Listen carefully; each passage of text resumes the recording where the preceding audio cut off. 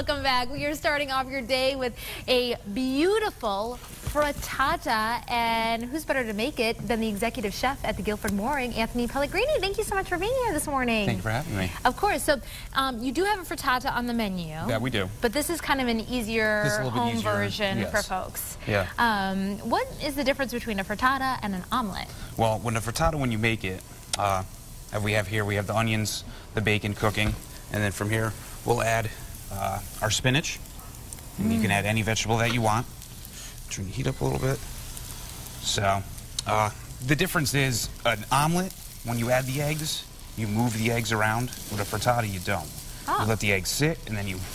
Well, that seems easier. It pretty much is. You can just pop it right in the oven, and you let it cook, and it pretty much, it's almost like a quiche a little bit. Yeah. So you just kind of forget about it. Don't call it a quiche, though. But don't call it a quiche, no, because it doesn't have a crust. The men in my family won't eat it. They don't eat quiche for some reason. But so you could kind of put whatever veggies you want in there. How did you pick this selection? I just figured it was easy. Spinach, bacon, onions, cheese. Everybody seems to like that. And they have it at home. And they have it at home too. Yeah. The one that we do at the restaurant, we do it with leeks, and we add lobster meat to it. Ooh. It's a little bit smaller of an omelet. It's more of a personal omelet for yourself. And then we top it with fresh arugula, a little avocado once it comes out of the oven. Ooh. And as it cooks, it will actually bake up compared to an omelet's more flat because you're constantly moving everything around. So here you place the eggs in there. There were 8 eggs, half a cup of milk, a little salt and pepper, and you'll notice that it's starting to bubble. Here, if you want, the only last time you can move everything around to incorporate it all. I don't normally. Here, what we'll do is we'll just top it with a little cheddar cheese. You can use any kind of cheese that you want. If you like American, if the kids like American cheese and don't like cheddar cheese, or if you want to use Swiss, or whatever you feel comfortable with using.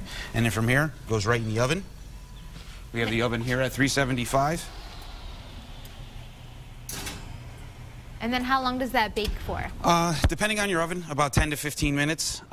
This one actually is a convection oven, so the fan is on, so it'll probably take a little bit less time to cook. The one that we use at the restaurant is also a convection oven, so it takes a little bit less time. It takes about 4 to 5 minutes to cook. I noticed you use a non-stick pan there, right? That is a non-stick pan, yes. And typically, do you still put olive oil in it? Or butter, or what do you use? We used, when I had cooked the bacon, when you cook the bacon at home, when you make this, you save a little bit of the grease. Instead of using butter, because butter may burn, you can use oil if you don't want to use the bacon grease. So I use a little bit of the bacon grease. When I cook the onions and the bacon back into it, helps for it to be less sticky in the pan, because you may have a tendency it may actually stick even if you're using a non-stick, because it's just, nothing's perfect. Yeah, so, exactly. To say the least. But you can, pan spray, people like to use that because they don't want to use grease or oil.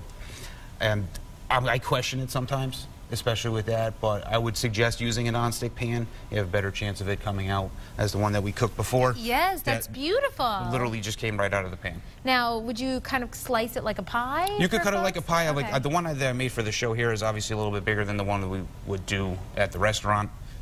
This one, like I said, had 8 eggs. The one we do at the restaurants, we do 3. So it's a little bit smaller. So, but I mean, I would hope no one would want to eat that themselves for breakfast, but I'm sure there would be people out there who would like that. It's all protein, right? For the most part, yes. I mean, from here you can add shredded chicken if you had chicken left over from the night before and you had the chicken. You could shred up all the meat and you could put it in there. You could almost do it for like a lunch if you wanted, or something early for brunch is more what this would be used for compared to, or Sunday, you know. And when are you guys open for brunch? We're open for brunch. We open every Sunday at 11 o'clock. Awesome. So it's been going very well, so hopefully people come down and see us. What else do you have on the menu besides the frittata?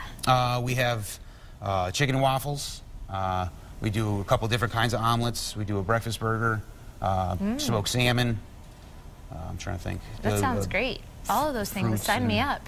Oh, yeah. Yeah. You should come down and check it out. Well, thank you so much, Chef Pellegrini. I appreciate you being here. Yes, thank you very much. Beautiful frittata. For the recipe, for more information about the Guilford Mooring, just head to our website, WTNH.com, click on the On Air tab, and pull it down to the Good Morning Connecticut Weekend section.